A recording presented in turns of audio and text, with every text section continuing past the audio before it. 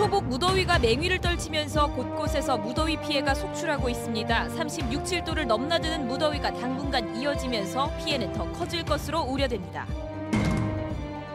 폭염이 이어지면서 영주댐이 4년 연속 녹조에 뒤덮이고 낙동강 곳곳에 녹조가 발생하면서 올해도 녹조 라떼가 되풀이될 우려가 큽니다.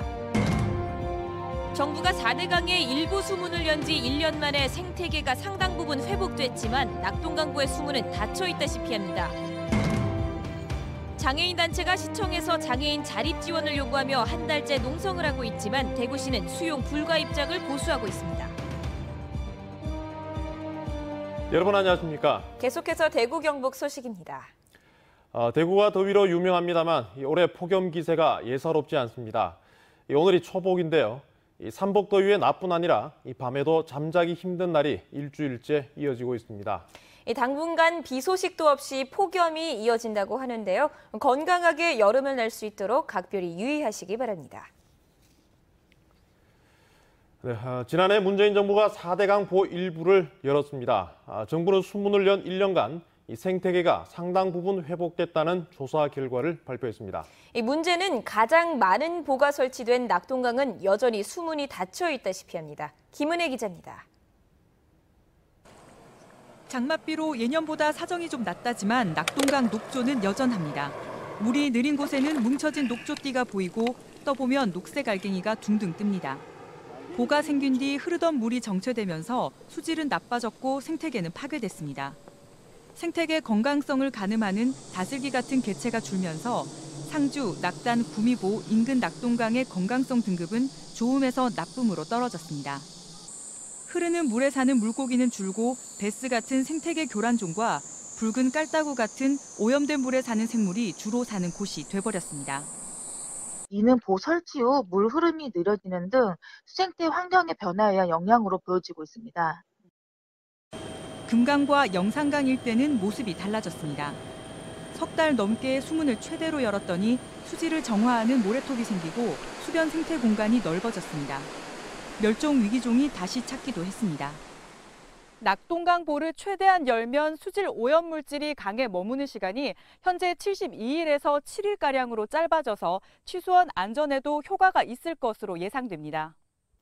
대구 경북 지역에 있는 보 6개 가운데 절반은 완전히 닫혀 있고 2곳은 부분적으로 열려 있습니다. 취수장이 있거나 농업용수가 부족하다는 반발 때문입니다.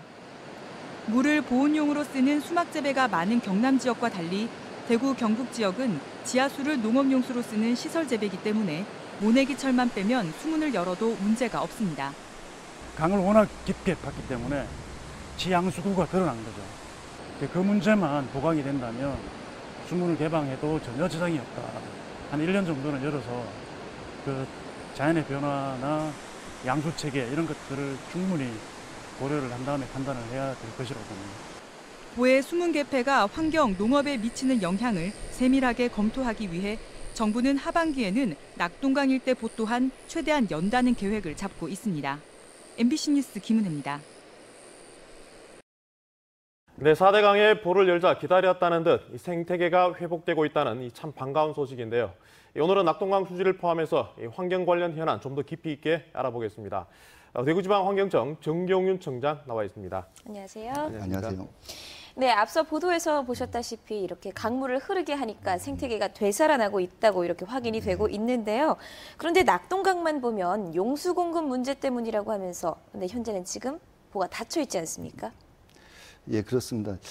다른 강들과 마찬가지로 네. 낙동강에서는 이제 농업용수를 많이 취수를 하고 있고요.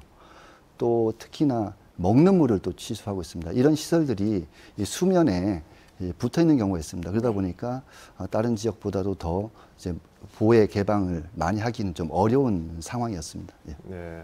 예, 요즘 대구의 가장 큰 현안이라고 한다면 이 식수원 안전 문제가 될 것 같은데요. 또 이번에 낙동강 수질 문제 때문에 한바탕 소동도 일었었고요. 이 낙동강 수질 관리 방향은 어떻게 잡고 계십니까? 예, 낙동강 물 관리화에서 여러 가지 문제가 있지만 그 중에서도 가장 어려운 것이 이제 먹는 물 문제입니다. 네. 낙동강에는 많은 공장들이 강변을 따라 있고 또 먹는 물로 쓰기 때문에 좀 공장 폐수 관리가 매우 중요합니다. 그래서 이전에도 많은 이제 공장 폐수를 관리를 해왔지만 이제는 좀 더 발전된 방식으로 접근을 해야 될 것 같습니다. 구미 같은 경우에는 많은 공장 폐수가 나오는데요. 이제는 이제 수처리 기술이 많이 발달해서 그 하수 처리수들을 다시 한번 처리해서 공장에 공급할 수가 있습니다. 그렇게 되면 오염물질도 줄어들고 또 수자원도 아끼는 그런 이중의 효과가 있습니다. 이번 10월 달에 구미에서 하수 처리수를 9만 톤 다시 공장으로 재이용하는 네네. 그런 시설을 이제 준공한다고 들었습니다. 참으로 반가운 소식이라 생각이 됩니다. 네. 네, 뭐 수질 문제도 굉장히 중요합니다만 뭐 다른 질문 한 가지 하도록 하겠습니다. 얼마 전 태풍 보라비룬이 왔을 때요. 그 태양광 발전 시설 지역에서 이렇게 산사태가 일어난 적 있지 않습니까? 그래서 뭐 안전 점검도 이렇게 나선다고 들었는데요. 뭐 태양광 자체는 굉장히 친환경 뭐 에너지인 건 분명합니다만 이렇게 산을 깎은 어떤 그런 시설은 어떻게 봐야 할지, 뭐 허가라든지 설치 그리고 뭐 안전 점검 이런 부분은 어떤 조치가 필요할까요? 예, 이제 태양광이 정부의 이제 신재생 에너지 확대 정책에 따라서 많이 증가를 하고 있는데요. 네. 2014년에 9개 정도 저희 환경청에서 협의를 해줬는데 지금 작년의 경우에는 138개가 지금 협의가 됐습니다. 굉장히 많이 늘어나고 있습니다. 근데 이제 문제가 이렇게 태양광 발전을 하다 보니까 땅값이 주로 싼 산지에 집중이 돼서 산림을 훼손하고 또 경관이 훼손되고 있습니다. 이에 따라서 시민들도 많이 걱정을 하시고 계십니다. 환경부에서는 앞으로 태양광 발전 시설이 주로 이제 경사도 15도 이상이나 산사태 위험 등급지, 백두대간 보호지역 이런 데는 들어서지 않도록 8월부터 협의 지침을 강화해서 적용할 계획입니다. 아울러 그 기존에 설치된 지역들에 대해서도 산사태 위험이라든지 어떤 사면 처리가 잘 되는지 여부를 점검해서 보완을 시킬 예정입니다. 네, 뭐 환경 문제는 갈수록 그 중요성이 더 커지고 있는데요. 뭐 기회 될 때마다 이렇게 조금씩 듣도록 그렇게 하겠습니다. 네, 오늘은 여기까지 듣도록 하겠습니다. 예, 감사합니다.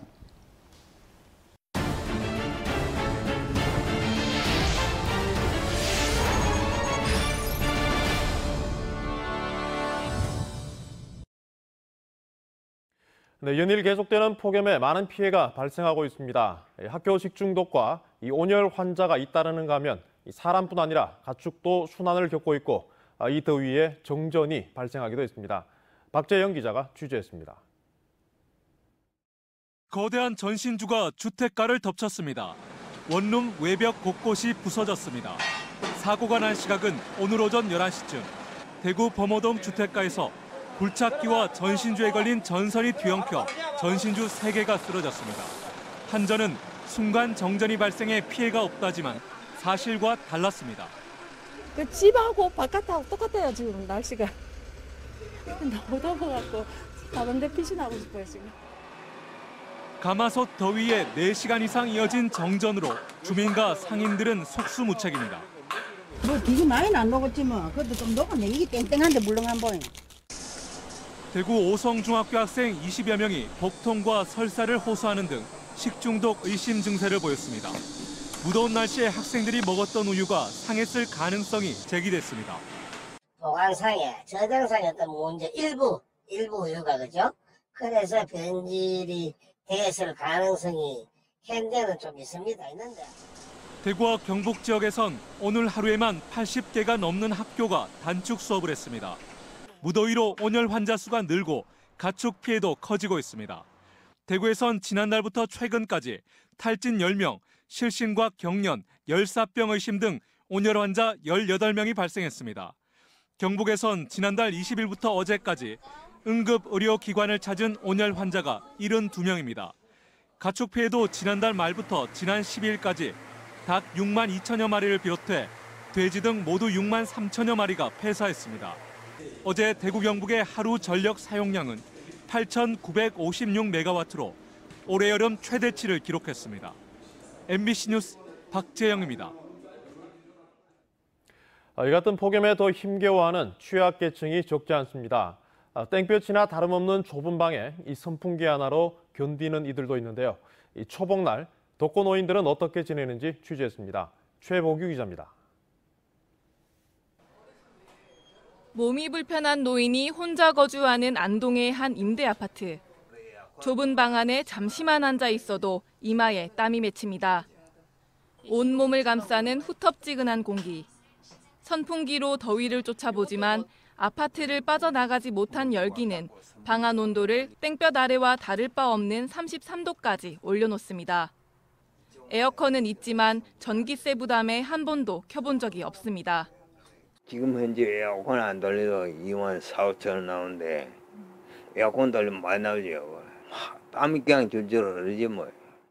가마솥 더위와 나홀로 사투를 벌이는 독거노인들에게 초복 보양식은 남의 나라 이야기입니다.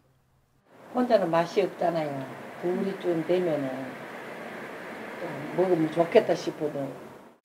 그나마 몸이라도 덜 불편한 노인들은 무료급식소의 복달인 메뉴로 아쉬움을 달랩니다. 오늘 복날인데 고맙게 달백수 잘 먹습니다. 장마가 일찍 끝나면서 빨리 시작된 무더위가 길어질 조짐을 보이자 안동시는 무더위 쉼터를 20여 곳 증설하고 횡단보도 그늘막을 확대했습니다. 독거노인 같은 취약계층 밀착 관리에 재난도우미도 투입되기 시작했습니다.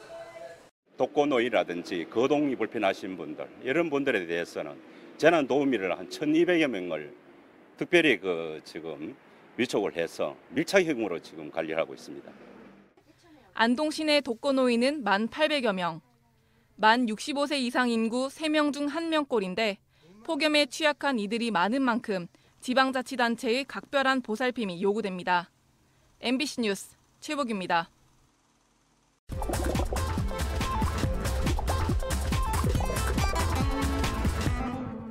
인터넷에 올라온 이슈를 키워드와 함께 알아보는 탐구생활 M+입니다. 우리 지역은 연일 35도를 웃도는 불볕더위에 열대야까지 이어지면서 데프리카의 위력을 보여주고 있는데요. 그래서인지 여름 보양 음식에 대한 검색어도 늘어나면서 관심을 보이고 있습니다. 이번 주 키워드는 복날 뭐 먹을까입니다. 삼복더위라는 말 들어보셨을 겁니다. 오늘이 그 첫 번째인 초복인데요. 조선 후기 동국 세시기에 따르면 복날은 해충 피해를 막기 위해 지낸 삼복 제사 후에 고기를 나눠 먹었다는 중국 사기 기록에서 유래되었다고 합니다.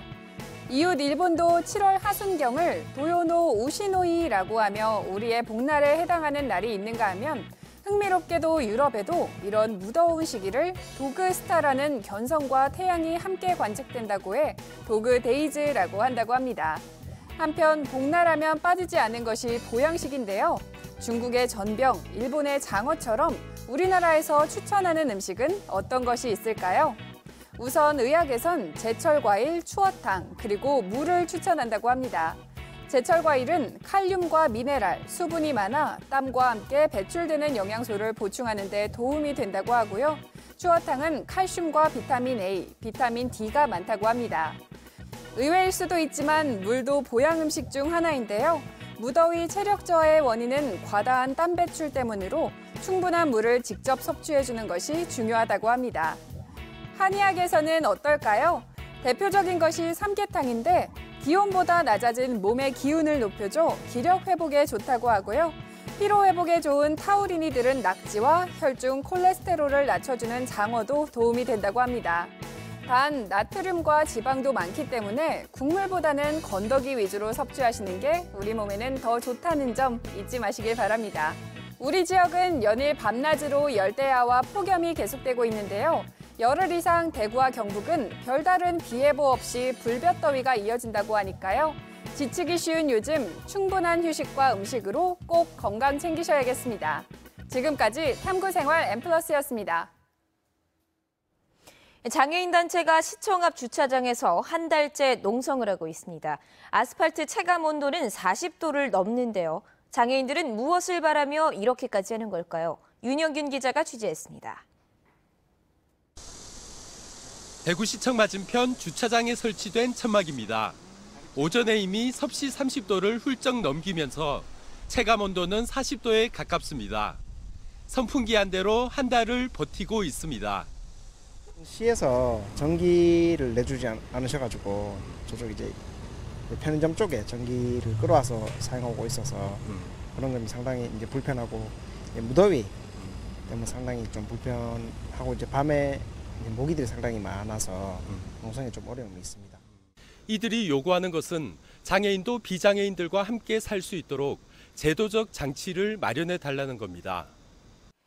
희망원 같은 대형 수용시설에 장애인들을 가두지 말고 대신 활동 보조인 도움을 받으면 사회에서 함께 살 수 있다고 얘기합니다.